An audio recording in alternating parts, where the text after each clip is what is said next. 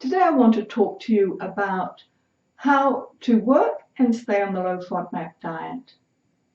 This may require a bit of preparation in the weekend to make sure that you've got certain meals ready, maybe frozen.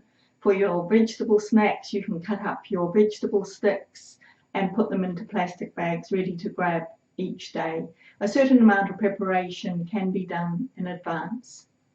And make sure for your lunches that you have leftover dinner. So when you prepare your dinner, make sure you have an extra helping. That makes life so much easier for you. Now also, when you eat during the day at work, please don't do it while continuing to work. I want you to stop, go to a quiet place and eat your meal peacefully, chewing well, mouth closed of course, and preferably not being engaged in conversations while eating, because that means that you could be gulping down air, which we know irritates our gut.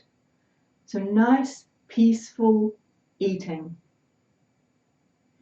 Now, of course, at workplaces, there is always the problem of the birthdays. For example, when somebody brings a birthday cake.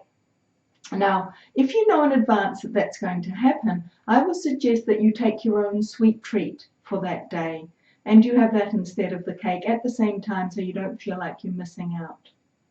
If it happens unbeknown to you and the cake appears, perhaps you can have a tiny little piece and you'll get away with it. Remember that we're not intolerant to wheat or any of the FODMAPs, so we can have small amounts. Just don't go too overboard. Now sometimes you have meals out with your work, especially towards the end of the year. There can be Christmas dinners and so on. And on those occasions, do ask to see the menu, have some input into what you're actually going to be served, so that you know in advance what's going to be at the meal, and if possible, ask for certain things. Be proactive in these situations. Don't be shy. This is your gut, and you have to put up with the consequences afterwards if you are too reserved to ask in advance. And the last thing, which I should have said before, is about spacing your meals. By now you should all know this. Space your meals 3 to 4 hours apart. So you're having 5 meals a day, 3 to 4 hours apart. Don't skip a meal. Don't schedule a meeting exactly when you should be having a snack.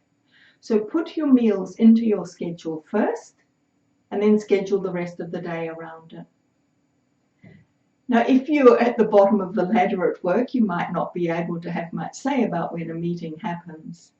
In that case, take your snack with you, let the person in charge know the situation, and eat it while you're there.